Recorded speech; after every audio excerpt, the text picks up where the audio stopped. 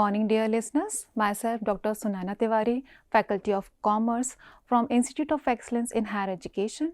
Today in this session, I am going to deal with very important topics of auditing. Firstly, we are going to discuss about meaning and concept of auditing, that is लेखा परीक्षा का अर्थ और अवधारणा. Then importance of auditing, लेखा परीक्षा का महत्व, principles and techniques, सिद्धांत और तकनीक. Then classification or types of auditing we are going to discuss, that is लेखा परीक्षा का वर्गीकरण और प्रकार. Then audit planning, लेखा परीक्षा की योजना we will discuss. Then concept of internal control, आंतरिक नियंत्रण की अवधारणा. Then concept of internal check. Here are some other contents, that is concept of internal audit. Then we will discuss meaning of vouching. Then we will discuss verification and valuation of assets and liabilities. Then there will be some summary and some references from where I have taken my data. So here we are going to start with detailing of all these topics that I have included in contents one by one in very detail. Meaning and concept of auditing we are going to discuss. In simple language, what is auditing? आप क्या समझते हैं audit से? Audit is all about checking and examination of books of accounts. But audit सिर्फ यहीं तक सीमित नहीं है. आज हम audit को थोड़ा और डिटेल वे में समझने की कोशिश करेंगे.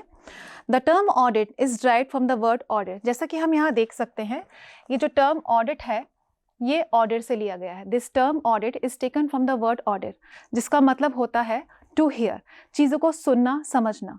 प्राचीन काल में होता ये था, जब प्रॉपर अकाउंटेंट या ऑडिटर्स नहीं हुआ करते थे, तो वहाँ पे जो भी साहूकार होते थे, जो उन बुक्स ऑफ अकाउंट्स को मेंटेन करते थे, बनाया करते थे, वो नॉर्मली ये करते थे कि उन बुक्स ऑफ अकाउंट्स को मेंटेन करने के बाद eight the end of the day जो भी उनके हायर अथॉरिटीज़ होती थी, उनको वो ट्रांजैक्शंस को सुनाया करते थे. फिर वो जो हायर अथॉरिटीज़ उन ट्रांजैक्शंस को सुन के जो निष्कर्ष निकाला करते थे, वही ऑडिट का पार्ट माना जाता था. But nowadays audit is not limited up to here only. This we can easily understood with the help of this definition which is given by R.B. Bose. यहाँ पे हम एक डेफिनेशन को समझेंगे जिससे कि हम ऑडिट के बारे में बहुत डिटेल में समझ पाएंगे. Here we can see that audit may be said to be the verification of the accuracy and correctness of books of accounts.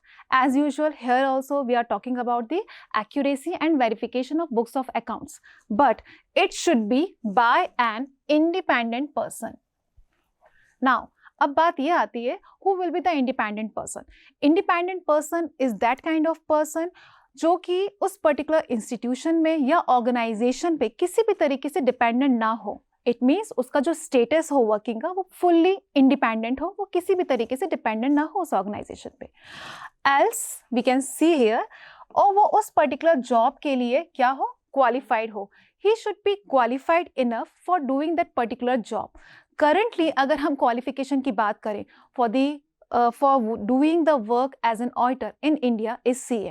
So first of all, you need to pass that particular exam of CA, then you can work as a qualified auditor in India, elsewhere also, and not in any way connected with the preparation of such accounts. जो भी auditor एक किसी organisation में काम कर रहा है या करना चाहता है, तो उसका उन पर्टिकुलर अकाउंट से कुछ भी लेना देना ना रहा हो, ये मेक श्योर करना भी बहुत ज़रूरी है. That only we can say that कि हाँ, ऑडिट का वर्क लीगल फॉर्म में हुआ है. Okay, we are going to discuss our next slide, that is objectives of audit. Here are some of the objectives जो कि हैं primary objective and secondary objective. Objectives are in this way. First is primary objective, next is secondary objective. Whenever we are going to talk about the primary objective is all about that kind of objective where an auditor need to show that the P&L account and balance sheet is showing the true and fair position of statement of affairs of the company or not. It means primary objective हमेशा auditor का ये होता है कि उनको ये show करना है कि P&L अकाउंट और बैलेंस शीट उस पर्टिकुलर कंपनी की जहाँ पे वो ऑडिट का काम कर रहा है, वो उस पर्टिकुलर कंपनी की सही पोजीशन को दर्शा रहा है या नहीं. इट मीन्स कहीं उसमें विंडो ड्रेसिंग तो नहीं हुई है. This is the primary objective of the auditor. Now next is secondary objective. Now we are going to talk about the secondary objective. Whenever we are going to talk about the secondary objective is fully related to detection and prevention of frauds. और we can say that आपको detection करना है, prevention करना है errors का. जो आपकी errors होती हैं वो नॉर्मली मिस्टेकनली हो जाती हैं, जो कि अनइंटेंशनली होती हैं, पर जो फ्रॉड्स होते हैं वो इंटेंशनली किए जाते हैं. तो इनको प्रिवेंट करना, इनको डिटेक्ट करना टाइम टू टाइम, ये आपके ऑडिटर की सेकेंडरी ड्यूटी होगी. That is importance of auditing. One by one we are going to discuss points. Our first point is financial accuracy and reliability. Financial accuracy and reliability, whenever we are going to talk about the auditing में अपन mainly काम क्या कर रहे हैं, अपन examination कर रहे हैं, verification कर रहे हैं बुक्स ऑफ अकाउंट्स का. तो with the help of that verification we can make sure that our books of account and the financial statements that we are having in our organisation are fully accurate and we can rely on that, है ना. Means वित्तीय सटीकता और विश्वसनीयता make sure होती है with the help of the importance of the auditing. Then detecting fraudulent act, क्योंकि यहाँ अपन टाइम टू टाइम एग्जामिनेशन कर रहे हैं बुक्स ऑफ अकाउंट्स का, वेरिफिकेशन कर रहे हैं, तो ये काफ़ी आसान होता है हमारे लिए कि हम इजीली फ्रॉड्स को डिटेक्ट कर सकते हैं और उनका टाइम टू टाइम निवारण कर सकते हैं. इसलिए धोखाधड़ी का यहाँ पे पता लगाना काफ़ी आसान होता है with the help of the auditing purpose. Next, third we are going to discuss standards and rules of compliance. Means मानक एवं नियम अनुपालन. Whenever we are going to talk about the auditing, जब अपन ऑडिटिंग का काम करते हैं तो वहाँ पे एक ऑडिटर को ये मेक श्योर करना होता है कि उन्होंने अपना काम पूरे रूल्स एंड रेगुलेशंस को फॉलो करते हुए किया है या नहीं. देन अगर उनको फॉलो करते हुए किया है देन ओनली वो आपका ऑडिटिंग का पार्ट कहलाएगा और ये एक तरीके से आपकी कंपनी को लॉन्ग रन तक ले जाने में भी काम करेगा. Then stakeholder securities, because आप ऑडिटिंग का काम अगर अपनी ऑर्गेनाइजेशन में कराते हैं तो एक तरीके से आप अपने जो स्टेक होल्डर्स हैं उनको भी सिक्योर कर रहे हैं. How you are going to secure them? Stakeholders are दोस्त जो कि कहीं ना कहीं से एनी हाउ आपकी कंपनी से रिलेटेड लोग हैं, लाइक आपके इन्वेस्टर्स हुए, आपके कस्टमर्स हुए और किसी प्रकार से जो आपकी कंपनी से रिलेटेड हैं, आपके हितधारक हैं, उन सब के लिए ये सिक्योरिटी प्रोवाइड कराता है. बिकॉज यहाँ पे एक ट्रांसपेरेंसी मेंटेन हो जाती है with the help of the auditing process. Next is the availability of the funds. क्योंकि आप अपनी कंपनी का टाइम टू टाइम ऑडिट का वर्क करा रहे हैं तो यहाँ पे अगर आपकी कंपनी को कभी भी किसी प्रकार की फंडिंग की ज़रूरत है तो वो आप इजीली अवेलेबल हो जाता है बिकॉज ऑफ द ऑडिटिंग. क्योंकि आप एक लीगल फॉर्म में काम कर रहे हैं तो आप ईजिली अपने इन्वेस्टर्स को अट्रैक्ट कर सकते हैं, ईजिली आपको लोन मिल सकता है. तो it will become very easy to have funds whenever required by the firm. Now next, it improves internal control system. Internal control system जो कि एक ऑर्गेनाइजेशन के ही द्वारा बनाया जाता है उसकी एफिशिएंसी और इफेक्टिवनेस को बढ़ाने के लिए अगर आप प्रॉपर ऑडिटिंग कराते हैं तो वो इंटरनल कंट्रोल सिस्टम को और साउंड बनाता है, उसको और इम्प्रूव करता है. Next is all about it promotes the operational efficiency. It promotes the operational efficiency means because क्योंकि आप यहाँ पे ऑडिटिंग का काम, एग्जामिनेशन का काम टाइम टू टाइम करा रहे हैं तो with the help of that आप अपनी कंपनी की ओवरऑल एफिशिएंसी को वो बढ़ा सकते हैं. क्योंकि वहाँ पे अगर गलतियाँ कम होंगी तो आप स्मूथ वे में काम करते हुए चलेंगे आगे. That's why it will be helpful for an organisation to work properly in an effective way by having a proper operational efficiency जो कि अपन easily achieve कर सकते हैं with the help of the audit process. Next and last, legal protection. क्योंकि यहाँ पे आप proper एक ट्रांसपेरेंसी मेंटेन कर रहे हैं, आप रूल्स एंड रेगुलेशंस को फॉलो कर रहे हैं तो ऑब्वियसली आपको एक तरीके से लीगल प्रोटेक्शन भी यहाँ पे मिल जाता है. तो all these are the importance of auditing which are really very important because of which we can have auditing in our normal course of business also. Next we are going to discuss types of auditing. These are some of the types which are really very important. Some other types are also given in next slide. Here one by one we are going to discuss it in detail. First is statutory audit जिसको हम वैधानिक लेखा परीक्षा भी कहते हैं. Statutory audit is all about that kind of audit which is compulsory under law. ये वो ऑडिट होता है जो कि आपके लिए एक लॉ के अंडर कंपल्शन बना दिया जाता है कि आपको यहाँ पे ऑडिट कराना कंपल्सरी ही है. आप विदाउट ऑडिट अपना बिजनेस रन नहीं कर सकते हैं. इट मीन्स आप फॉर एग्जाम्पल जैसे कुछ कंपनीज होती हैं, नॉट कुछ कंपनी, आप अपन अगर आज की बात करें तो आज के टाइम पे for each and every company it is compulsory to have the auditing in their firm और their organisation. Then in the same way, चाहे वो आपकी डोरमेंट कंपनी हो, चाहे वो आपकी फॉरेन कंपनी हो, चाहे वो सिंगल पर्सन कंपनी क्यों ना हो, उनको ऑडिटिंग कराना कंपलसरी होता है। और वो सारे कंपल्जन किस में आ जाएंगे? आपके वैधानिक लेखा परीक्षा में, that is statutory audit. Now next is government audit. This kind of audit is fully and fully related to state and central government work. यहाँ पे आपका जो भी सेंट्रल और स्टेट गवर्नमेंट के द्वारा वर्क होता है, जो भी फंडिंग होती है उनको, whether it is related to infrastructure, whether it is related to dam, whether it is related to education purpose, जहाँ जहाँ गवर्नमेंट को फंडिंग हो रही है स्टेट लेवल में और सेंट्रल लेवल में, या फिर प्योरली अपन गवर्नमेंट कंपनी की बात करें तो ये यहाँ पे गवर्नमेंट ऑडिट में that kind of things are included. And under this audit is headed by CAG, जिसको हम controller and auditor general of India भी कहते हैं. मेनली आपका गवर्नमेंट ऑडिट का काम इनके द्वारा देखा जाता है, CAG के द्वारा. उन्हीं के अंदर बहुत सारे अकाउंटेंट्स होते हैं, CAs होते हैं, who are working for the government auditing work. Then next is private audit. Private audit is that kind of audit जो कि प्राइवेट फर्म्स या फिर प्राइवेट ऑर्गेनाइजेशंस करवाती हैं. It is not compulsory for them to do the work of auditing. यहाँ compulsion है, यहाँ compulsion नहीं है. तो whenever we are going to talk about the private audit, तो it is the choice of the owner कि वो अपने लिए उस पर्टिकुलर ऑर्गेनाइजेशन में ऑडिटिंग का काम कराना चाहते हैं तो वो कराएं. But now it is for the purpose of goodwill, for attracting the customers. आज के टाइम पे भी एक अच्छा रिनाउंड बिजनेस होने के लिए सभी लोग प्राइवेट फर्म्स में भी ऑडिटिंग का काम कराते हैं. For example we can see some example, जैसे कि सोल प्रोप्राइटर हुआ, आपका कोई बड़ा शोरूम हुआ, वहाँ करा सकते हैं. कुछ पार्टनरशिप फर्म्स हुई, वहाँ करा सकते हैं. प्राइवेट हॉस्पिटल्स हैं, प्राइवेट स्कूल्स हैं, they are also going with the auditing. Now, next is internal audit. Internal audit is all about that kind of audit where जहाँ पे ऑर्गेनाइजेशन का ही एम्प्लॉय अपॉइंट किया जाता है इंटरनली ऑडिट के काम को करने के लिए. तो वहाँ पे उसका स्टेटस थोड़ा डिपेंडेंट होता है. This kind of internal auditors are different from external auditor, जिसके बारे में हम ऑलरेडी बात कर रहे हैं.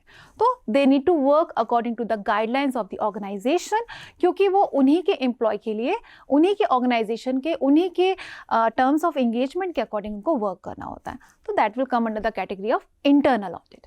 Now some other categories we are going to see. ये भी कुछ इंपॉर्टेंट टाइप्स हैं जो कि हम यहाँ देखने वाले हैं. First is continuous audit. Continuous audit is that kind of audit जहाँ पे साल भर आपका ऑडिटिंग का काम कंटिन्यूस वे में चलता है, जहाँ पे वेरिफिकेशन का काम, वैल्यूएशन का काम कंटिन्यूस वे में चल रहा है. That will come under the category of continuous audit. Next is annual audit. Annual audit is all about that kind of audit जहाँ पे आपका काम at the end of the year हो रहा है, जहाँ पे whenever we are going to prepare the final accounts. जैसे कि मैं आपको ये भी क्लियर कर दूं, लाइक आपका जहाँ अकाउंटिंग का काम एंड होता है वहाँ आपके ऑडिटिंग का काम स्टार्ट होता है.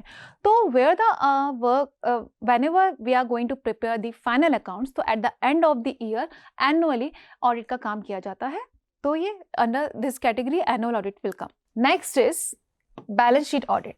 Balance sheet audit is all about that kind of audit where we are going to do the assessment of all kind of assets and liabilities that we are going to write in balance sheet. हम जब balance sheet में जो भी अपन items लिखते हैं उनकी auditing का काम करते हैं तो वो balance sheet audit का part कहलाता है. Okay? Next is interim audit.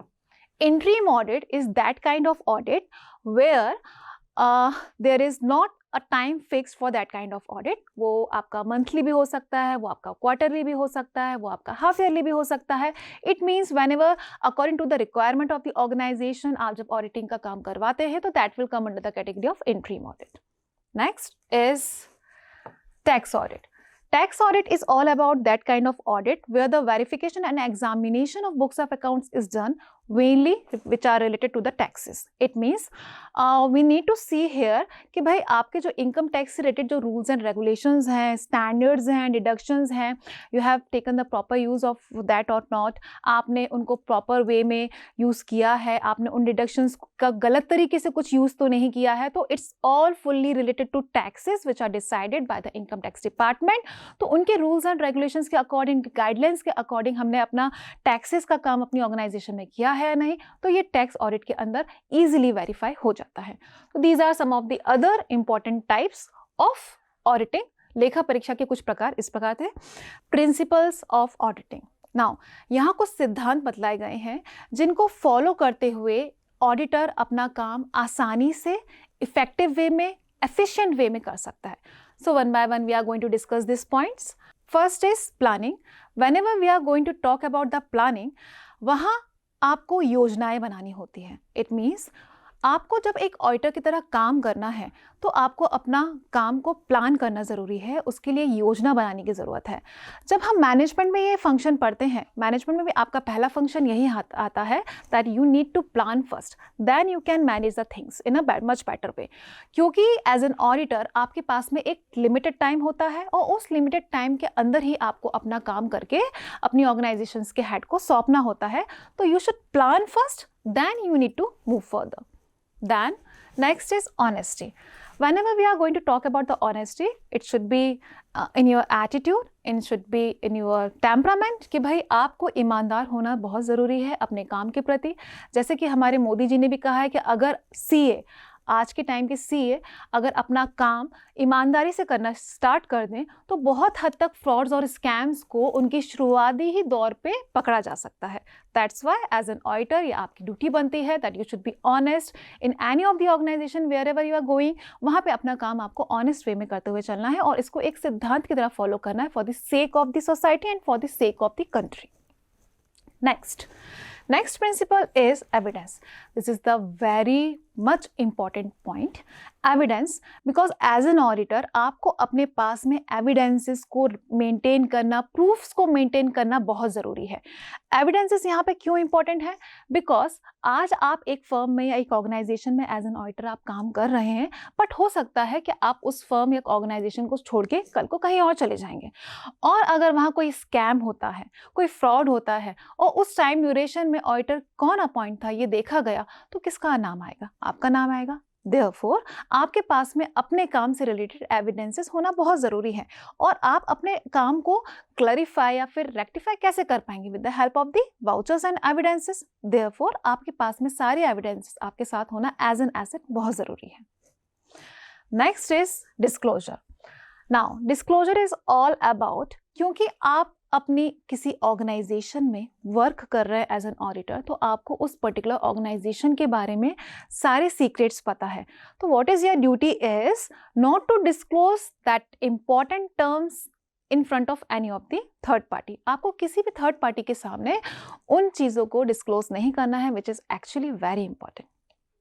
Then last is materiality. जैसा कि मैंने आपको बताया एक ऑडिटर के पास में पर्टिकुलर टाइम होता है, पर्टिकुलर टाइम ड्यूरेशन होता है जिसके अंदर ही उनको अपना काम समाप्त करना होता है. देन अगर वो काम टाइम पे आप कंप्लीट करना चाहते हैं तो आपको क्या होना ज़रूरी है? आपको फोकस्ड होना ज़रूरी है. वो कैसे हो सकता है? By following the principle of materiality. Materiality means we should know what to accept and what to reject. आपको ये पता होना चाहिए कि क्या चीज़ आपके काम की है जो कि आपके वेरिफिकेशन या एग्जामिनेशन में काम आने वाली है तो आपको उसको एक्सेप्ट करते हुए चलना है और जो चीज़ आपके काम की नहीं है उसको आपको रिजेक्ट करते हुए चलना है. That is known as materiality principle that you need to follow so that आप अपना काम टाइमली कर पाएं और बहुत सही वे में उसको कंप्लीट कर पाएं. Now we are going to discuss techniques of auditing. First of all, we are going to discuss about examinations of record. Examination of record is a very basic technique जहाँ पे auditor books of accounts को examine करता है, उनको verify करता है detailed way में, तो that will come under the category of record की जांच करना. Next point is sampling. Sampling एक research का part है ऑडिटर को चूज़ करना सैम्पलिंग तब यूज़ कर सकता है सैम्पलिंग को जब उसको ऐसा लगे कि पर्टिकुलर ऑर्गेनाइजेशन का इंटरनल कंट्रोल सिस्टम काफ़ी साउंड है। तो व्हेनेवर उसको अगर ऐसा लगता है कि इंटरनल कंट्रोल सिस्टम साउंड है किसी भी पर्टिकुलर ऑर्गेनाइजेशन का, तो he can go with the sampling. Sampling को चूज़ करने का एक और कारण होता है दैट ऑडिटर को अगर ऐसा लगता है कि उसके पास में एक लिमिटेड टाइम है, तो for the confirmation or for completing time in a small time duration, तो he can go with the sampling. Next होता है inquiry. Under inquiry what we are going to do? Inquiry में आपका जो auditor होता है he is going to confirm transactions related to any of the things with the external party or the internal party, so that will come under the category of inquiry. Next is vouching. Vouching is all about that kind of technique where the process of auditing is done with the help of the vouchers. Vouchers means evidences, proofs. तो जब evidences और proofs के द्वारा जांच की प्रक्रिया की जाती है, एग्जामिनेशन की प्रक्रिया की जाती है, तो वो वाउचिंग का पार्ट होता है. That we will discuss in detail in some other slides also. Then last is use of computer technique. Lastly हम कंप्यूटर टेक्निक्स को यूज़ करके भी ऑडिटिंग का काम कर सकते हैं. जैसे कि कुछ सॉफ्टवेयर्स होते हैं for doing the work of auditing. For example it is given here, जो कि है ECAT, audit board, etc. So these are some of the softwares with the help of which we can do the work of an auditing. We are going to discuss errors in audit. यहाँ पे हम कुछ ऐसी गलतियों के बारे में पढ़ेंगे जो कि ऑडिटर को बहुत ध्यान से while doing the work of auditing पता लगाना ज़रूरी होता है. These errors are same which are given in accounting also. जो errors हम accounting में समझते हैं, same error आपको यहाँ पे भी आएंगी. For example, फर्स्ट है आपकी errors of omission. Omission is all about चूक हो जाना, त्रुटि हो जाना, किसी चीज़ का छूट जाना. फॉर एग्जाम्पल आप ट्रायल बैलेंस बना रहे हैं. मान लीजिए आपने एक ट्रायल बैलेंस बनाया और ट्रायल बैलेंस में आप कुछ आइटम्स को यहाँ पे लिखना भूल गए, तो that will come under the category of omit, कि कोई एक पर्टिकुलर आइटम ओमिट हो गया है, तो वो आपकी चूक की त्रुटि में आ जाएगा. नेक्स्ट आता है आपका error of commission. Error of commission is all about जो आपकी नेग्लिजेंस के द्वारा एरर होती है. आपने ध्यान नहीं दिया, ध्यान से आपने बुक्स ऑफ अकाउंट्स मेंटेन नहीं किए, तो आपने अपनी गलती के द्वारा, जो अगर आपके नेग्लिजेंस के द्वारा अगर आप कुछ गलती कर देते तो that will come under the category of commission. For example आपको डेबिट करना था 100 रुपीज़, बट आपने सिर्फ 10 रुपीज़ डेबिट किए, तो that will come under the category of commission. Now, next is compensating error. Compensating error is that kind of error where one error get cancelled with the help of the other error. जहाँ पे आपकी एक error के कारण एक error दूसरी error से compensate हो जाती है, तो that will come under the category of compensating error. For example आपको कुछ अमाउंट डेबिट करना था लेकिन आपने क्रेडिट कर दिया, आपको कुछ अमाउंट क्रेडिट करना था लेकिन आपने उसको डेबिट कर दिया, तो that will come under the category of compensating error, जिसको अपन क्षतिपूर्ति भी कह रहे हैं, क्योंकि एक एरर से दूसरी एरर की पूर्ति हो रही है. Next is error of principle. Error of principle is all about that kind of error जहाँ पे आपको जब सिद्धांतों के बारे में, आपको रूल्स एंड रेगुलेशंस के बारे में जब नहीं पता होता है, तब आपसे कोई त्रुटि हो जाती है, तो that will come under the category of error of principle. For example हम एक अकाउंटिंग का ही एग्जाम्पल ले लेते हैं. हमने एक फर्नीचर परचेज किया कैश में, बट आपने एंट्री कर दी purchase account debit to cash. Entry क्या होनी थी? Furniture account debit to cash. तो ये त्रुटि कौन सी कहलाएगी? सिद्धांतों की त्रुटि, कि आपको उस चीज़ की नॉलेज नहीं थी, दैट्स वाई आपने वो जो ट्रांजैक्शन किया वो गलत किया. Next we are going to move further with frauds in audit. Frauds means लेखा परीक्षा में धोखाधड़ी. अभी हमने पहली स्लाइड्स में, इससे पहले वाली स्लाइड में हमने एरर के बारे में समझा. Now we are going to discuss about the fraud जो कि इंटेंशनली की जाती है. नाउ इंटेंशनली कैसे हो सकता है वो? When we are going to have misappropriation of cash and goods. हम जब मिसअप्रोप्रिएशन ऑफ कैश या फिर गुड्स करते हैं, मतलब नकदी या माल का दुरुपयोग करते हैं, आपने कैश रिसिप्ट्स को कम बताया, पेमेंट्स को ज़्यादा बता दिया, आपने परचेजेस को ज़्यादा बताया, सेल्स को कम बता दिया, तो ये सारी चीज़ें आपके कैश और गुड्स के मिसअप्रोप्रिएशन को शो करते हैं, जो कि फ्रॉड का पार्ट कहलाते हैं, और ये इंटेंशनली किए जाते हैं. Next is all about manipulation of accounts और ओवर स्टेटमेंट, अंडर स्टेटमेंट. यहाँ पे मैनिपुलेशन ऑफ अकाउंट्स आप कैसे कर सकते हैं? इट मीन्स आप किसी भी पर्टिकुलर अकाउंट को सप्रेस कर रहे हैं, जिसको हम विंडो ड्रेसिंग के नाम से भी जानते हैं। आपने कैपिटल को रेवेन्यूज़ बता दिया, रेवेन्यूज़ को कैपिटल बता दिया, एक्सपेंसेस को इनकम बता दिया, इनकम को एक्सपेंसेस बता दिया। तो ये सारी चीज़ें ओवर स्टेटमेंट और under statement of books of accounts के अंदर आएंगी और ये भी एक फ्रॉड का ही पार्ट कहलाती हैं। Now next we are going to discuss about audit planning. Audit planning is all about that kind of planning जो कि ऑडिटर को करनी होती है before he start doing his work. Audit को प्लान करना बहुत ज़रूरी है। जैसे कि मैंने आपको बताया, एक ऑडिटर को एक पर्टिकुलर टाइम ड्यूरेशन के अंदर ही, अपना समय सीमा के अंदर ही अपने काम को समाप्त करना होता है, इसलिए इसको प्रॉपर प्लान करना बहुत ज़रूरी है according to the rules and regulations decided by the organization. While doing the work of auditing, आपको ऑडिट के प्लान में क्या क्या चीज़ें याद रखना होती हैं वो अपन यहाँ पे देखेंगे, समझेंगे, जो कि इंक्लूड करता है, it includes information regarding clients business, आप जो कि इंक्लूड करता है आपके क्लाइंट के बिजनेस की इंफॉर्मेशन, आपके team leaders, who are your team leaders, क्योंकि उनके साथ में आपको काम करना है तो आपको उनके अकॉर्डिंग प्लान करना बहुत ज़रूरी है चीज़ें। देन वर्क अलोकेशन, आप वर्क अलोकेशन किस प्रकार से कर रहे हैं, किसको कितना काम दे रहे हैं, किसको क्या काम दे रहे हैं, ये भी आपको ध्यान में रखना ज़रूरी है। Then next, how many members you are having, आपका नेचर क्या है related to your work, then आपकी टाइमिंग्स क्या है, आपका एक्सटेंट क्या है ओवरऑल ऑडिट प्रोसीजर की। तो ये सारी चीज़ों को ध्यान में रखते हुए an auditor need to plan first, then he can move further. Now, here are some of the an auditor should consider the following matters before planning for an audit. ये सारे मैटर्स को ध्यान में रखना बहुत ज़रूरी है एक ऑडिटर को before he start the work of the auditing. पहला है आपका terms of engagement and statutory responsibility. Terms of engagement means आपको जिस कंपनी ने जिस ऑर्गेनाइजेशन में अपॉइंट किया है तो उनके टर्म्स क्या थे, आपको अपॉइंट करने के टर्म्स, रूल्स एंड रेगुलेशंस क्या थे, आपको क्या पोजीशन दी गई, आपसे क्या आपको क्या बताया गया कि आपको क्या काम करना है, किस तरीके से करना है। तो ये सारी चीज़ें आपके टर्म्स ऑफ एंगेजमेंट में आ जाएंगी। And the responsibility which is decided by the organisation head for the work of the auditing. तो ये सारी चीज़ें आपको याद रखनी है। Next is nature and timing of the report.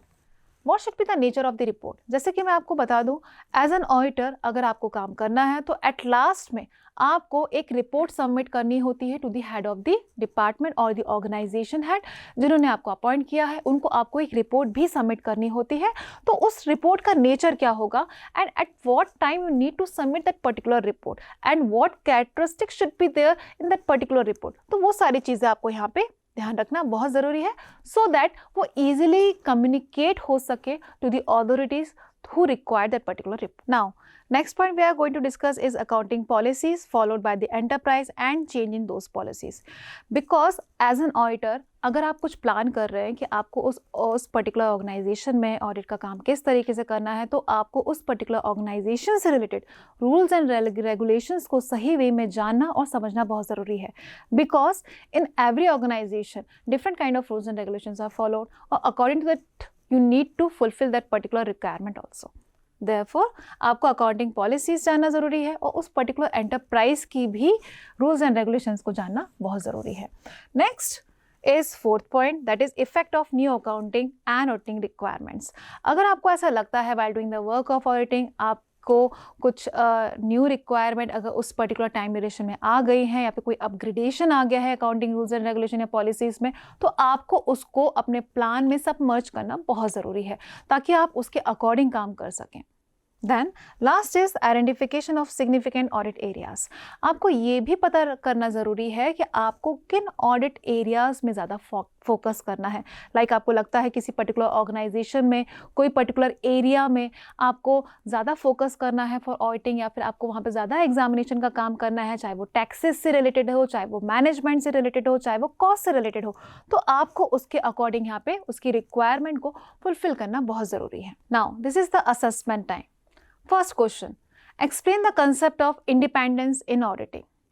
Independence से आप क्या समझते हैं auditing में? Here is the answer. Independence is a status which is enjoyed by the auditor जो कि उनको अपने वर्क के दौरान करना होता है। It means he should work objectively and impartially. उनको अपना काम इंडिपेंडेंट फॉर्म में करना ज़रूरी है सो दैट उनके ऊपर किसी प्रकार का दबाव ना हो और वो अपनी रिपोर्ट में सही वे में उसको शो कर सकें। जैसे कि आप यहाँ देख सकते हैं, independence in auditing refers to the auditor's ability to perform their work objectively and impartially. Here we can see, to perform your work objectively and impartially. The auditor must be independent in both fact and appearance to maintain public confidence in the audit process. It means ये clear होना ज़रूरी है that whatever the audit process you have followed, वहाँ आपने अपना काम सही वे में किया है, independent form में किया है, किसी के दबाव में आके अपना काम नहीं किया हुआ है. So that is the status of independency that a particular auditor should hold in himself or herself. Next question is, what is the difference between a fraud, error in auditing? जैसे कि हम अभी इनकी पहले की स्लाइड्स में हम already error और फ्रॉड्स के बारे में समझ चुके हैं. तो errors are that kind of mistakes जो कि अनइंटेंशनली हो जाती हैं, मतलब कि वहाँ पे आप उसको जानबूझकर नहीं कर रहे हैं, तो वो एरर्स कहलाएंगे. But whenever we are going to talk about the frauds, तो फ्रॉड्स वो होती हैं जिनको हम इंटेंशनली करते हैं. Here you can see the answer.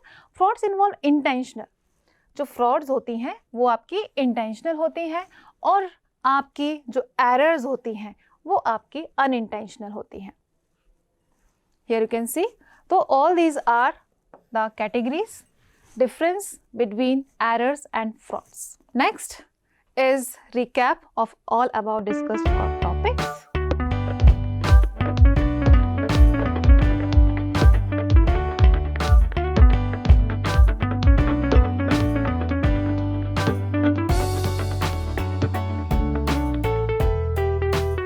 Again, very important, we are going to start, that is internal control. Internal control एक ऐसा सिस्टम है जो कि ऑर्गेनाइजेशन के द्वारा ही बनाया जाता है, which assures the management that the information provided to them is reliable, और उस पर डिसीजन मेकिंग की प्रोसेस हो सकती है. You can see here, it assures the management कि भाई आपको जो भी इंफॉर्मेशन सप्लाई की गई है उस पर आप रिलाई करके अपना आगे की डिसीजन मेकिंग की प्रक्रिया को जारी कर सकते हैं. ये एक ऐसा सिस्टम है जहाँ पे various kinds of check, various kind of controls included होते हैं, जिसको अपना के एक ऑर्गेनाइजेशन अपनी एफिशिएंसी को, ओवरऑल एफिशिएंसी को ईजिली बढ़ा सकता है. यहाँ पे वेरियस काइंड ऑफ चेक्स जो इंक्लूड होते हैं, that can be financial, that can be stock, it can be related to HR, it can be related to quality, risk, IT. It means each and every aspects of an organisation जिसको control करने की ज़रूरत है, जिसको proper way में अगर हम control करते हैं तो उसका ओवरऑल इफेक्ट हमारी कंपनी की या ऑर्गेनाइजेशन की एफिशिएंसी को बढ़ाएगा, उसकी एफिशिएंसी को बढ़ाएगा और उसको और ओवरऑल ग्रोथ की तरफ लेके जाएगा. देन अब बात आती है कि इस सिस्टम में आपके ऑडिटर का क्या रोल है. Now this is very important, क्योंकि ये एक ऐसा सिस्टम है जो कि जनरेट किया जाता है ऑर्गेनाइजेशन के द्वारा. बट यहाँ पे ऑडिटर क्या काम करेगा? अगर किसी पर्टिकुलर ऑर्गेनाइजेशन में ऑलरेडी एक इंटरनल कंट्रोल सिस्टम एग्जिस्ट करता है तो वहाँ ऑडिटर का कुछ काम है? यस और no? I think it is yes, वहाँ पे भी ऑडिटर का काम है. बट बात यह आती है कि ऑडिटर का काम क्या है. वहाँ पे एक ऑडिटर सबसे पहले उस इंटरनल कंट्रोल सिस्टम को क्या करेगा? चेक करेगा, उसको असेस करेगा.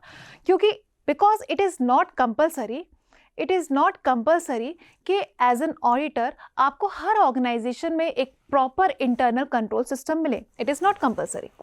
This system is not compulsory कि भाई आपके हर ऑर्गेनाइजेशन में एक आपको कंट्रोल सिस्टम मिले. But if you are getting internal control system in any of the organisation, तो auditor need to check the soundness of that internal control system first.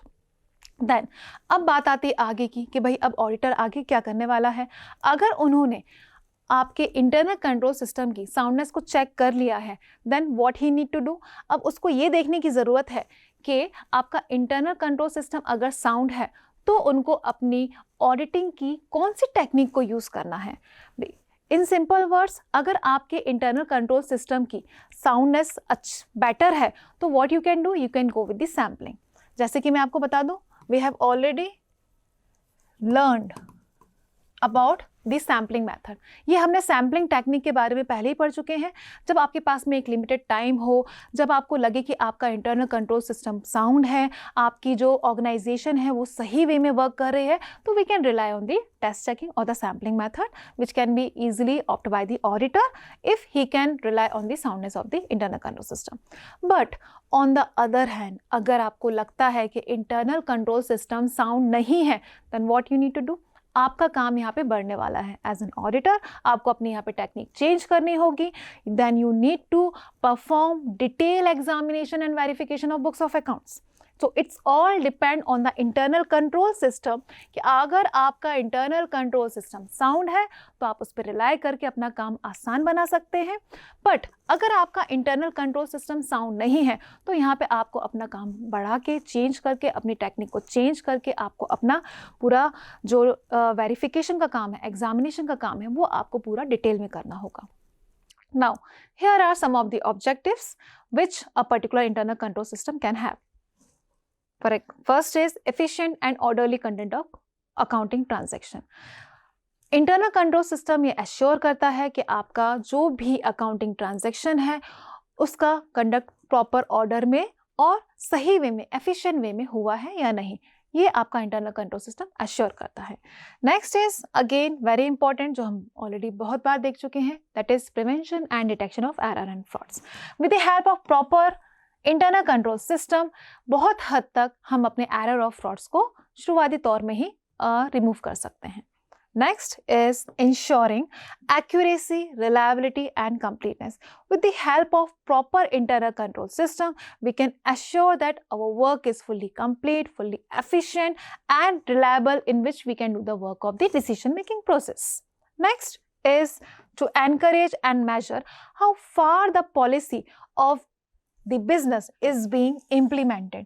हमको ये भी यहाँ पे देखना जरूरी है कि एक इंटरनल कंट्रोल सिस्टम में, एक प्रॉपर इंटरनल कंट्रोल सिस्टम ये भी एनकरेज करता है, मेजर करता है कि आपके बिजनेस में जो भी पॉलिसीज ऑप्ट की गई हैं उनको सही वे में इम्प्लीमेंट किया गया है या नहीं, और उनका इम्प्लीमेंटेशन जिस सोच के साथ करा गया था तो वो आपने अचीव किया है या नहीं। तो all these things are included in internal control system. Next is internal check. This is again a very important concept of auditing. यहाँ पे हम 3 concept start कर चुके हैं जो कि internal control है, then next is internal check and इसके बाद हम internal audit को पढ़ेंगे। And these 3 terms are interlinked. That's why ये एक के बाद एक आपको यहाँ मिलने वाले हैं। इन फर्स्ट स्लाइड, इससे पहले वाली हमने जो स्लाइड देखी थी वह हमने इंटरनल कंट्रोल को समझा, जहां नंबर ऑफ चेक और नंबर ऑफ ऑडिट्स इंक्लूड है, and this check is already included in that internal control. Okay, now internal check क्या होता है? From the name itself it is clear that internal check is something checking is going on, but ये भी एक ऐसा system है जो कि ऑर्गेनाइजेशन के द्वारा क्रिएट किया जाता है, जिसे हम आंतरिक जांच भी कहते हैं। इस जांच में कुछ इस प्रकार का सिस्टम क्रिएट किया जाता है जहां पे एक इंसान के द्वारा किया हुआ काम दूसरे इंसान के द्वारा ऑटोमेटिकली चेक किया जाए। कुछ इस तरीके से डिवीजन ऑफ वर्क किया जाता है। Here we can see it is a system enforced in a business under which business transaction is arranged in such a way that the work of one staff will automatically be checked by others. Same thing, कुछ इस तरीके से हमें division of work करना है जहां पे आपका एक स्टाफ का काम किसी दूसरे स्टाफ के द्वारा ऑटोमेटिकली चेक हो। कुछ इस तरीके से हमें काम करना है। फॉर एग्जाम्पल, अगर हम देखें कि जैसे कि कुछ कैश ट्रांजैक्शंस हुए, कैश को हैंडल करना हुआ, किसी भी बिजनेस में कैश एक बहुत ही कॉमन चीज़ है जिसके बिना आप काम हो ही नहीं सकता है। तो शुरुआत से लेकर अंत तक अगर एक ही पर्सन कैश को हैंडल करता है तो फ्रॉड्स के और एरर के चांसेस ज़्यादा होते हैं, वहाँ स्कैम्स ईजिली हो सकते हैं। दैट्स वाई हमें कुछ इस प्रकार की सिस्टम अपनाना चाहिए कि एक इंसान के द्वारा किया हुआ काम बाद में उसी के द्वारा ना हो, कोई और उसको चेक करे। जैसे कि अगर हम ऑडिट अकाउंटिंग की बात करें, जर्नल एंट्रीज कोई और करे, लेजर कोई और प्रिपेयर करे, ट्रायल बैलेंस कोई और प्रिपेयर करे, फाइनल अकाउंट कोई और प्रिपेयर करे। तो इन दिस वे ये अलग अलग प्रोसेसर्स में इनको अपन ऑटोमेटिकली चेक कर सकते हैं। तो इन सब अलग अलग प्रोसेस में अलग अलग लोगों का इन्वॉल्व होना बहुत ज़रूरी है। That will come under the category of proper internal check system. यहाँ हम इसको थोड़ा सा और डिटेल में समझेंगे। These are some of the methods जो कि आपको फॉलो करनी है। First is division of work. जैसे कि मैंने आपको कहा internal check is all about division of work, वहाँ पे आपका प्रॉपर डिवीजन ऑफ वर्क होना बहुत ज़रूरी है। Next is workload according to the capacity. हमें ये मेक श्योर करना भी ज़रूरी है कि हमें वर्कलोड उतना ही देना है according to the capacity of the labour, क्योंकि सबकी कैपेसिटी अलग अलग होती है। अगर आप उनको ज़्यादा ओवरबर्डन कर देंगे तो भी वो अपना बेस्ट नहीं दे पाएंगे, इसलिए अकॉर्डिंग टू द कैपेसिटी और the requirement of the labours और द एम्प्लॉयज़ हमको वहाँ पे वर्कलोड डिवाइड करना है। Next is one person should not perform single task from the beginning to the end. जैसे कि मैंने आपको अभी एग्जांपल में समझाया, एक ही पर्सन शुरुआत से लेके अंत तक उस पर्टिकुलर ट्रांजैक्शन में इन्वॉल्व ना रहा हो, हमें ये मेक श्योर करना है, तभी वो एक प्रॉपर इंटरनल चेक सिस्टम का पार्ट कहलाएगा। Next, work done by one clerk is check independently by other. क्योंकि हमें कुछ इस प्रकार का सिस्टम क्रिएट करना है कि एक इंसान के द्वारा किया हुआ काम किसी दूसरे इंसान के द्वारा इजीली चेक हो जाए। फॉर एग्जांपल, अगर यहाँ पे ए काम कर रहा है तो उसका काम बी चेक करेगा, बी काम कर रहा है तो उसका काम सी चेक करेगा। कुछ इस वे में अलग अलग पर्सन इन्वॉल्व होना चाहिए in the internal check system. Next is very important topic, internal check and auditor. Again यहाँ पे बात आती है कि अगर प्रॉपर इंटरनल चेक सिस्टम है तो यहाँ पे ऑडिटर का क्या काम है। ऑब्वियसली यहाँ पे भी ऑडिटर का काम है, जैसे कि एक इंटरनल कंट्रोल सिस्टम में था। When we are having a proper internal check system, तो फर्स्ट ऑफ ऑल ऑडिटर का काम ये होता है कि उनको इंटरनल चेक सिस्टम को चेक करने की जरूरत है। देन आफ्टरवर्ड्स ही और शी कैन मूव फर्दर, और उसी के अकॉर्डिंग वो टेक्निक्स को भी यूज कर सकते हैं, जैसे कि इंटरनल कंट्रोल सिस्टम में बताया। तो first of all auditor need to check the internal check system, then accordingly वो अपनी टेक्निक्स को ऑप्ट कर सकते हैं according to the soundness of the internal check system. Next, एक अपन एग्जाम्पल देखेंगे which is related to internal check as regards purchase। अगर हम परचेज की बात करें तो इंटरनल चेक परचेज में कैसे होगा। अगर परचेज की बात करें तो first from the organisation point of view से इसको समझने की कोशिश करेंगे। एक ऑर्गेनाइजेशन में अगर कुछ परचेज करना हो तो सबसे पहले हमें उसकी रिक्वायरमेंट जानने की जरूरत है। तो first of all we are going to go with the requirement, assessment of requirement हम करेंगे।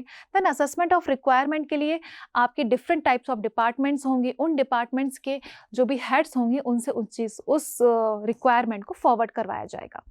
देन नेक्स्ट हम बात करें, अगर असेसमेंट ऑफ रिक्वायरमेंट हो गया है कि भाई आपको कितना चाहिए, कितनी नीड आपकी है, अगर ये मेक श्योर हो गया है, then we are going to do the invitation for, then we will give invitation for the tender or the quotation।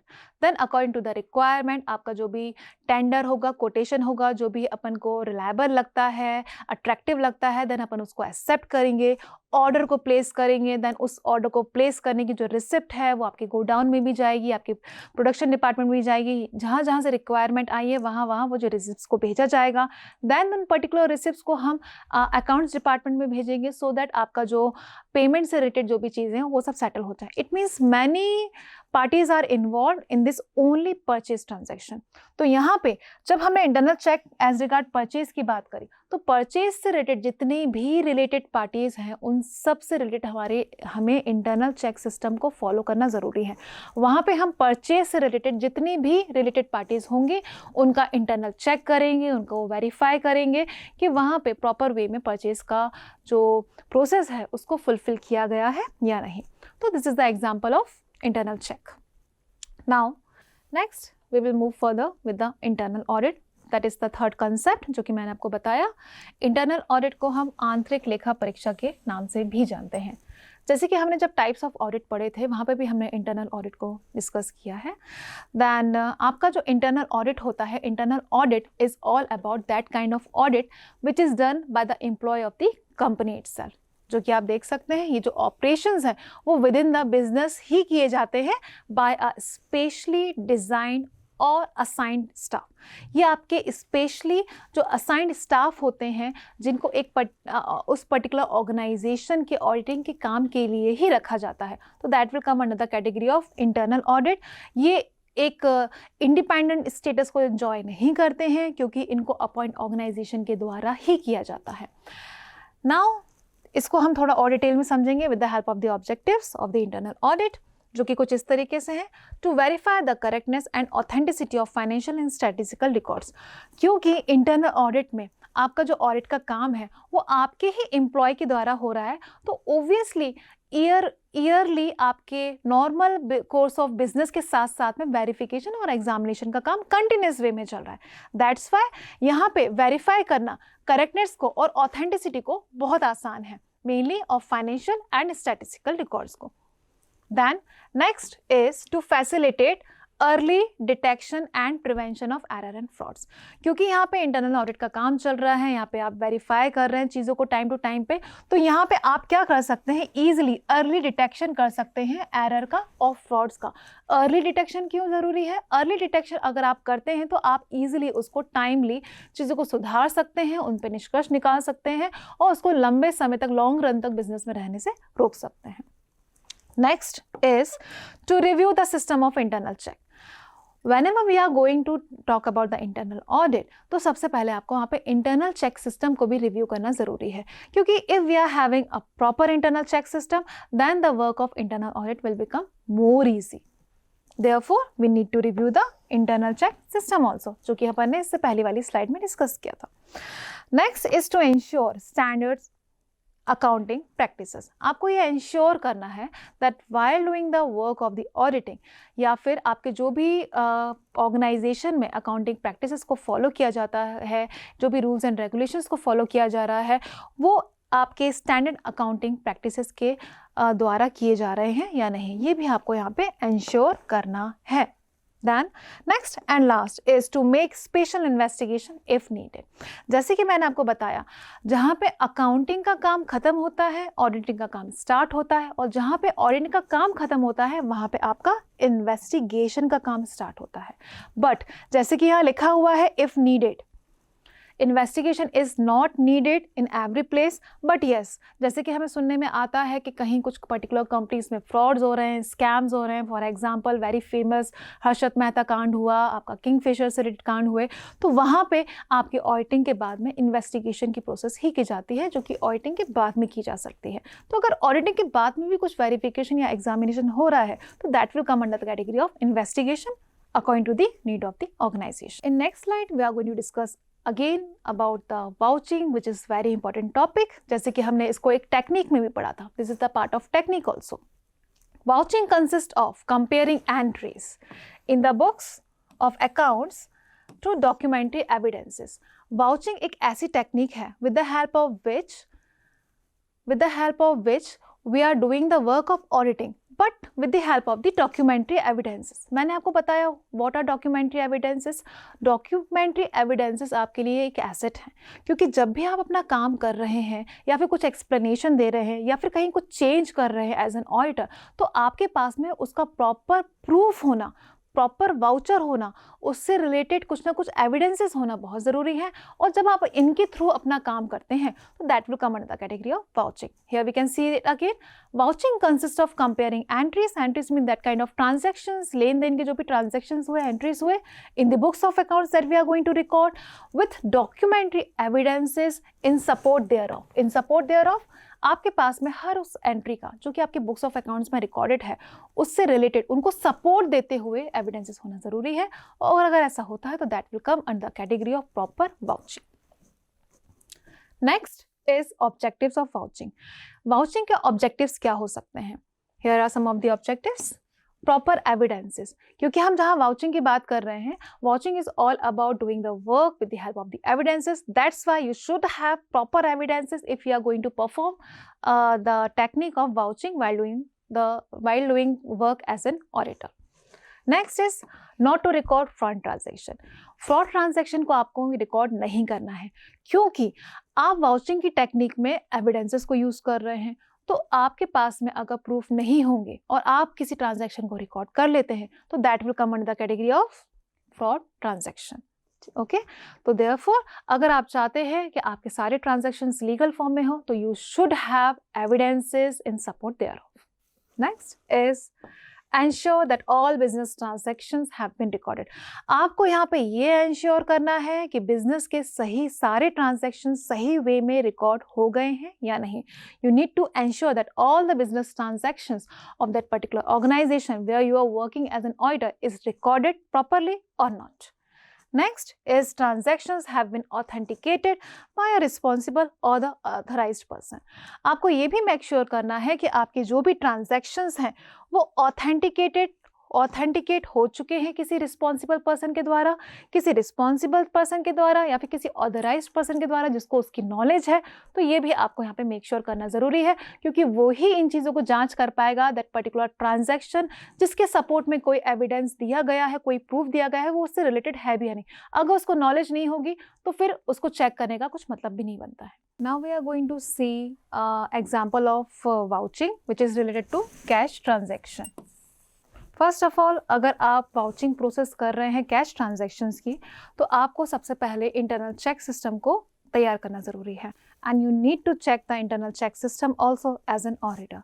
So it will depend कि आपका इंटरनल चेक सिस्टम अगर साउंड है तो उसके अकॉर्डिंग आप प्रॉपर टेक्निक को use कर सकते हैं as an auditor. Then examination of test checking, यहाँ पे हम क्या कर रहे हैं, हम अपनी एक टेक्निक को एग्जामाइन करने की कोशिश कर रहे हैं। जैसे कि मैंने बताया, आपकी ये जो टेस्ट चेकिंग प्रोसेस है ये सैम्पलिंग की ही एक प्रोसेस है जो कि हमने टेक्निक में पढ़ी थी। देन अगर आपको लगता है कि इंटरनल चेक सिस्टम साउंड है तो आप टेस्ट चेकिंग की तरफ जा सकते हैं। देन आपको उस टेस्ट चेकिंग की प्रोसेस को भी एग्जामाइन करना ज़रूरी है, क्योंकि अपन यहाँ पे कैश ट्रांजैक्शंस को वाउच कर रहे हैं, इट मीन्स चेक कर रहे हैं, वेरीफाई करने हैं। तो देयरफॉर यहाँ पे आपके सारे जो भी पॉइंट्स मिलेंगे आपको रिलेटेड टू कैश ही मिलेंगे।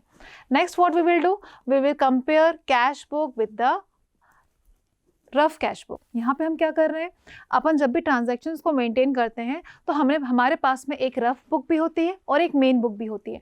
तो हम यहाँ पे क्या कर रहे हैं, रफ कैश बुक को मेन कैश बुक से क्रॉस चेक करेंगे। तो ये भी एक वाउचिंग का प्रोसेस है। Next is examine the method of depositing cash receipts daily, क्योंकि आप अगर किसी बिजनेस में काम कर रहे हैं तो आपके डेली बेसिस में आपके बिजनेस में कुछ पैसा भी आता है जो कि आपको डिपॉजिट करना होता है। तो कैश रिसिप्ट्स आपको जो डेली मिल रही है उसको आप कैसे हैंडल कर रहे हैं, कितना डिपॉजिट कर रहे हैं, किस तरीके से उसको यूज़ कर रहे हैं, वो सारी चीज़ें हम यहाँ पे एग्जामाइन करने की कोशिश करेंगे। Next is preparation of bank reconciliation statement. जैसे कि आपने अकाउंट्स में भी पढ़ा होगा ये कि एक रिकन्सिलिएशन स्टेटमेंट बनाया जाता है बैंकों के द्वारा, जहाँ पे आप अपनी कैश बुक को और पासबुक को कंपेयर करते हैं।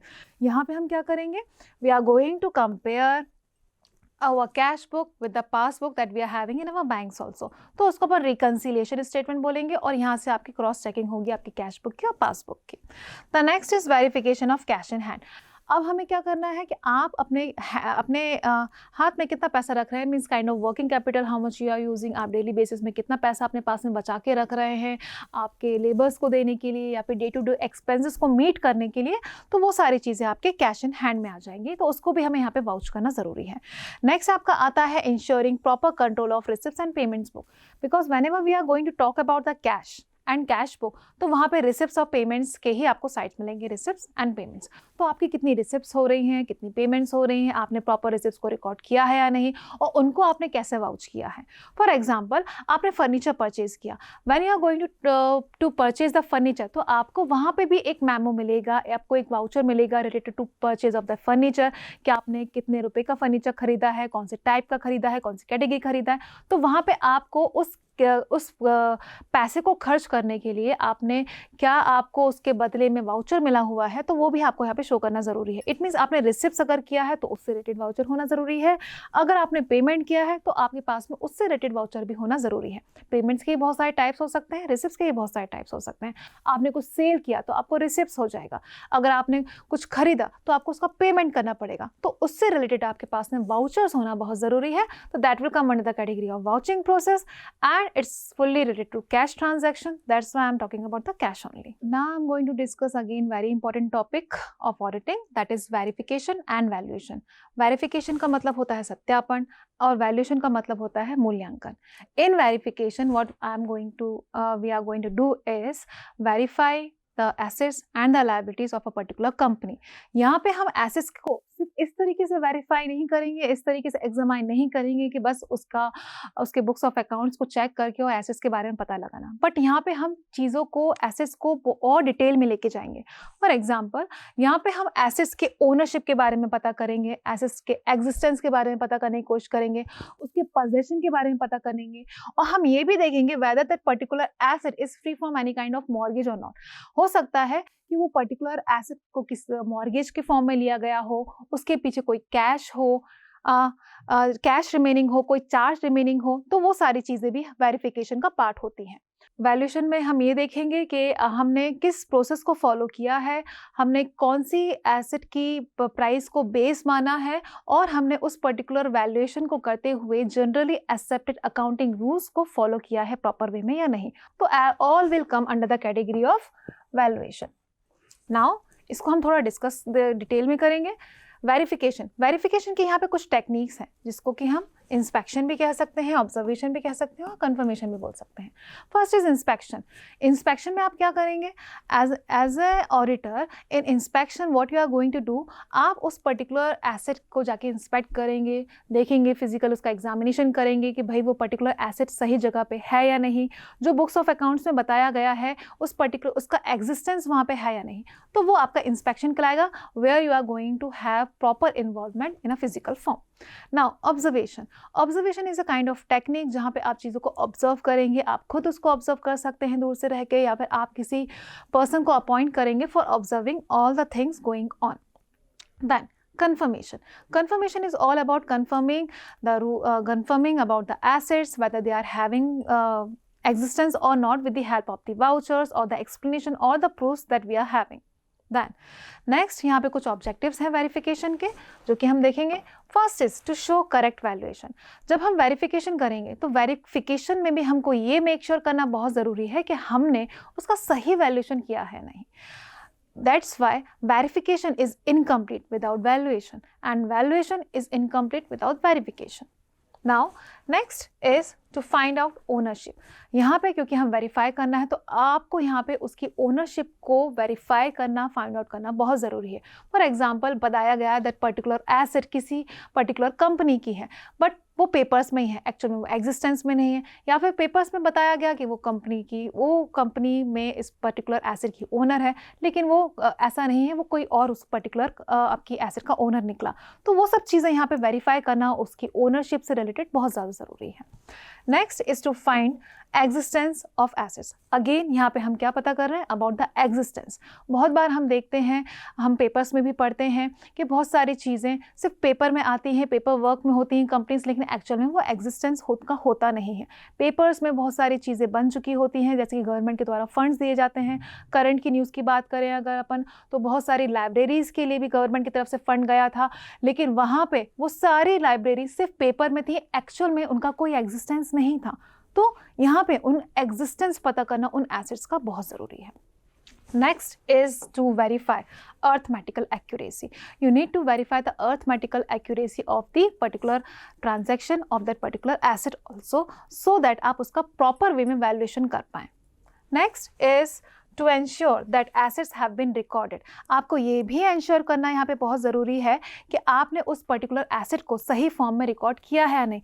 ऐसा ना हो कि आपने उस पर्टिकुलर एसेट को गलत वैल्यू करके रिकॉर्ड कर लिया हो, या फिर लेट रिकॉर्ड किया हो, या फिर आपने उसमें अगर डेप्रिसिएशन चार्ज होना था तो आपने वो चार्ज नहीं किया हो। तो उसका प्रॉपर वे में रिकॉर्ड होना बहुत ज़रूरी है। Next is valuation. Now we are going to discuss valuation in detail, that is मूल्यांकन. Methods and modes of valuation are as follows. First is cost price. जैसे कि मैंने आपको बताया, valuation means मूल्यांकन। यहाँ पे हम assets को वैल्यूड कर रहे हैं प्रॉपर वे में, ताकि उसको प्रॉपर वे में शो कर सके, प्रॉपर उसका वैल्यूएशन कर सके। तो पहला इसका जो मोड हो सकता है या फिर बेस हो सकता है वो है आपकी कॉस्ट प्राइस। कॉस्ट प्राइस क्या होती है? Cost price is that kind of price which we are going to pay in the market for purchasing और हैविंग अ पर्टिकुलर गुड्स और सर्विसेज। आप जो प्राइस पे करते हैं मार्केट में किसी भी सर्विस या गुड्स को लेने के लिए, तो वो आपकी कॉस्ट प्राइस में आएगी। Next is market price. Market price is that kind of price जो कि एक पर्टिकुलर एसेट को when you are going to purchase in the market, तो आपको उसको अफोर्ड करना होता है, पे करना होता है मार्केट में, तो that will come under the category of market price. उसकी मार्केट की प्राइस करंट में क्या है उस पर्टिकुलर एसेट की, तो वो आपकी मार्केट प्राइस का अंडर आएगा। Next is book value. Book value is that kind of value where the valuation of that particular asset is done in that particular book. आपकी बुक में जो एक पर्टिकुलर एसेट की वैल्यू दी गई है वो आपकी बुक वैल्यू कहलाएगी। Okay, asset appear in the books, that kind of value is termed under book value. Next is replacement value. आपका जो नेक्स्ट वैल्यू आती है एसेट से रिलेटेड वो होती है replacement value. Replacement value is all about that kind of value जहां आप किसी भी पर्टिकुलर एसेट को अगर रिप्लेस कर रहे हैं तो उसके बदले में आपको क्या वैल्यू मिल रही है, तो वो आपकी रिप्लेसमेंट वैल्यू का पार्ट हो जाएगी। ओके, नेक्स्ट और जो लास्ट आती है वो आती है आपकी स्क्रैप वैल्यू। जब भी हमारी कोई एसेट स्क्रैप हो जाती है, पुरानी हो जाती है, उसको हम यूज़ नहीं कर पाते तो अपन उसको एज अ स्क्रैप मार्केट में सोल्ड कर देते हैं। तो उस टाइम पे आपको जो सोल्ड करने के बाद में एज अ स्क्रैप उस एसेट से वैल्यू आपको मिलती है तो वो आपकी स्क्रैप वैल्यू कहलाती है। तो आप whenever you are going to do the valuation work, तो आप इनमें से कोई भी कॉस्ट को बेस बना के अपने वैल्यूएशन का काम कर सकते हैं। Next, valuation of different assets. यहाँ पे आपके कुछ रूल्स एंड रेगुलेशंस दिए हुए हैं जिसको बेस बना के आपको अपना वैल्यूएशन करना है वेरियस काइंड ऑफ एसेट्स का। फर्स्ट है fixed asset. First is fixed asset means that kind of asset which are used in a business for long run. ये वो एसेट्स होती हैं जिनको अपन लॉन्ग रन में यूज़ करते हैं अपने बिजनेस में। इनका हम जब भी वैल्यूएशन करते हैं, इनका वैल्यूएशन आपको कॉस्ट प्राइस माइनस डेप्रिसिएशन पे करना होता है, जैसे कि जिसको कि हम गोइंग कंसर्न वैल्यू भी कहते हैं। फॉर एग्जांपल, आपकी मशीनरी है तो मशीनरी में आपका डेप्रिसिएशन चार्ज होता है, तो machinery minus particular that cost of the machinery minus depreciation will come under the category of going concern value, तो वो आपका यहाँ आ जाएगा। नेक्स्ट है आपकी current asset. Current asset is that kind of asset which can be easily convertible into cash, या फिर जिसको एक शॉर्ट टर्म पीरियड के लिए बिजनेस में रखा जाता है। तो यहाँ पे अगर वैल्यूएशन की बात करें हम करंट एसेट्स की, तो उसका वैल्यूएशन हम cost price and market price whichever is less पे करते हैं। नेक्स्ट आपका होता है wasting assets. Wasting assets is that kind of assets where the value of that particular asset is getting depleting day by day. मतलब कि ये वो एसेट्स होती हैं जहाँ पे उनकी जो वैल्यू है वो दिन ब दिन कम होती जाती है, डिप्लीट होती जा रही है। फॉर एग्जांपल, आपकी माइंस होती हैं, क्वेरीज होती हैं, तो उनका भी जो वैल्यूएशन होता है वो ओरिजिनल कॉस्ट माइनस डिप्लीशन में होता है। ओरिजिनल कॉस्ट माइनस डिप्लीशन, कितना वो डिप्लीट हो रही है, जैसे कि हम डेप्रिसिएशन की बात करते हैं, इन द सेम वे ये डिप्लीशन होता है, कितना वो डिप्लीट हो रही है उसको अपन यहाँ पे डिटेक्ट करेंगे। नेक्स्ट एंड लास्ट जो होता है आपका वो है intangible assets. Intangible assets are that kind of assets which we can't see and touch. तो इसका जो वैल्यूएशन होता है वो कॉस्ट प्राइस पे होता है।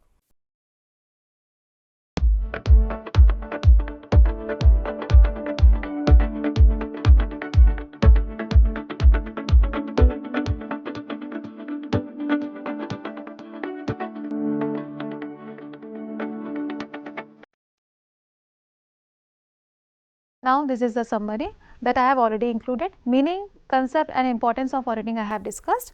Then types of audit and its objectives I have discussed. Principles and techniques of auditing, errors, frauds in auditing I have already discussed. Concept of internal control, internal check and internal audit I have discussed. Meaning and concept of vouching I have discussed. And at last, meaning, concept of verification and valuation I have discussed. Here are some of the references from where I have taken my data, which are as follows. Some of the books are given over here and some of the web links are given over here. Thank you so much listeners for listening. As you know, I have already discussed many things related to auditing. Auditing is really very important to do while doing the work of accounting, because as soon as the scope of accounting is increasing, the scope of auditing is also increasing. जैसे कि हम जानते हैं आज के time पे frauds और errors बढ़ते जा रहे हैं, तो आपकी ऑडिटिंग का स्कोप भी काफ़ी बढ़ता जा रहा है। सो आई होप कि आपको ये वीडियो समझ में आया होगा और आप ये दिए गए सारे पॉइंट्स को आसानी से समझ पाए होंगे। Thank you so much.